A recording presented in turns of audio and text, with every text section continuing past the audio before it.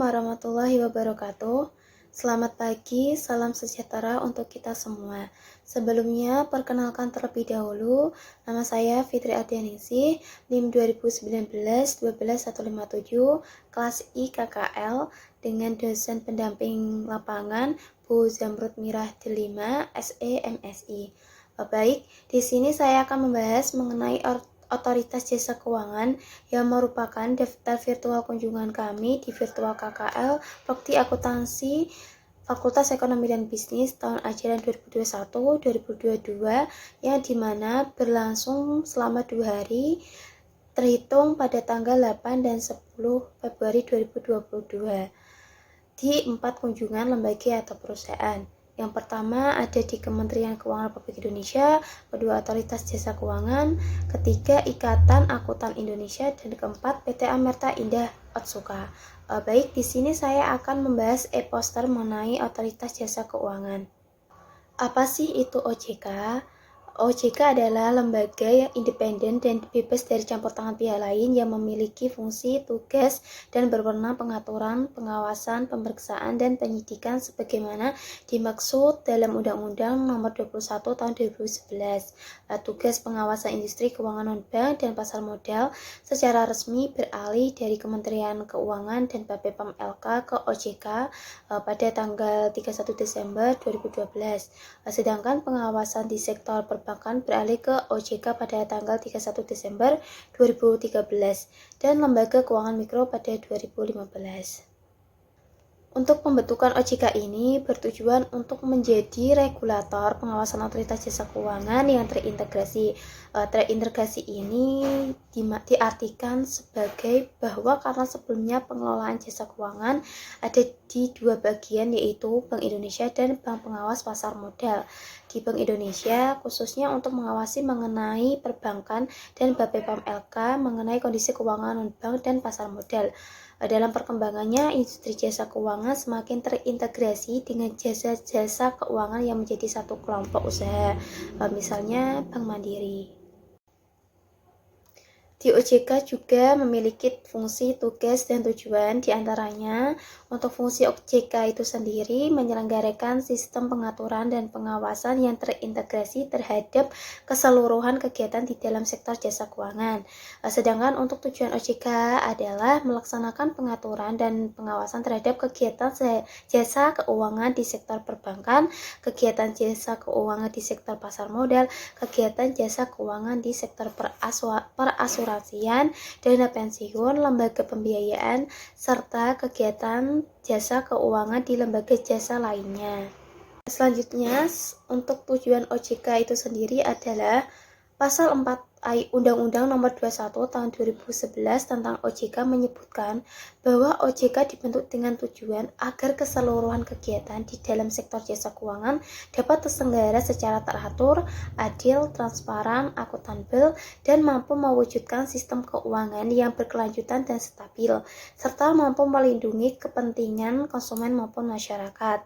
Untuk dengan tujuan ini, OJK diharapkan mendukung kepentingan sektor jasa keuangan nasional sehingga mampu meningkatkan daya saing nasional.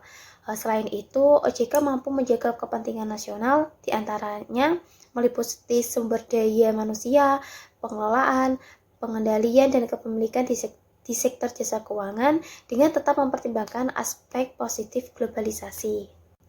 Selanjutnya, di OJK ini juga memiliki visi dan misi. Di antaranya, visi OJK adalah menjadi lembaga pengawasan industri jasa keuangan yang terpercaya, melindungi kepentingan konsumen dan masyarakat, dan mampu mewujudkan industri jasa keuangan menjadi pilar perekonomian nasional yang berdaya saing global, serta dapat memajukan kesejahteraan umum. Sedangkan untuk misi OJK adalah yang pertama, mewujudkan terselenggaranya seluruh kegiatan di dalam sektor jasa keuangan secara teratur, adil, transparan, dan akuntabel.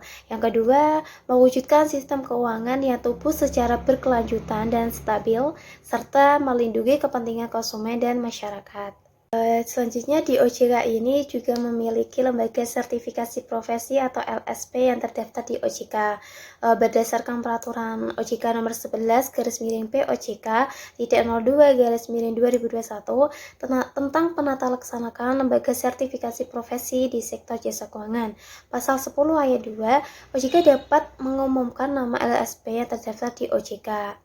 Tanggal 31 Oktober 2021, OJK telah memberikan surat tanda terdaftar kepada 4 LSP, yaitu yang pertama, Lembaga Sertifikasi Profesi Pasar Modal Indonesia, kedua, Lembaga Sertifikasi Profesi Majelis Ulama Indonesia, ketiga, Lembaga Sertifikasi Profesi Perbankan, keempat, Lembaga Sertifikasi Profesi Badan Sertifikasi Manajemen Risiko. Untuk profesi penunjang di OJK ini terdiri dari akuntan, konsultasi hukum, penilai, notaris, dan profesi lainnya. Di sini saya akan menjelaskan sedikit mengenai perbankan syariah di Indonesia. Untuk perbankan syariah di Indonesia dibagi menjadi dua, yaitu bank umum konvensional dan bank syariah. Untuk bank syariah ini dibagi menjadi dua, yaitu bank umum syariah dan bank pembiayaan rakyat syariah. Sedangkan bank umum konvensional terdiri dari unit usaha syariah. Selanjutnya, lembaga di Indonesia mengenai bank syariah ada 3. Yang pertama, Nahdlatul Ulama, kedua Muhammadiyah, ketiga Majelis Ulama Indonesia. Untuk Nahdlatul Ulama ini pendapat bahwa hukum bunga ada 3 pendapat, yaitu haram, mubah, dan syubhat.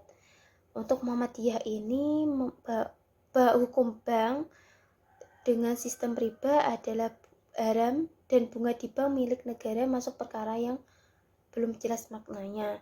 Selanjutnya untuk Majelis Ulama Indonesia tentang bunga memutuskan hukumnya adalah haram, baik dilakukan oleh bank, asuransi, pasar modal, pegadaian, koperasi, dan lembaga keuangan lainnya maupun dilakukan oleh individu. Sekian penjelasan mengenai e-poster tentang Otoritas Jasa Keuangan untuk memenuhi tugas kuliah kerja lapangan virtual Prodi Akuntansi Fakultas Ekonomi dan Bisnis. Jika dalam menyampaikan materi ini ada tutur kata yang tidak berkenan, mohon maaf. Wassalamualaikum warahmatullahi wabarakatuh.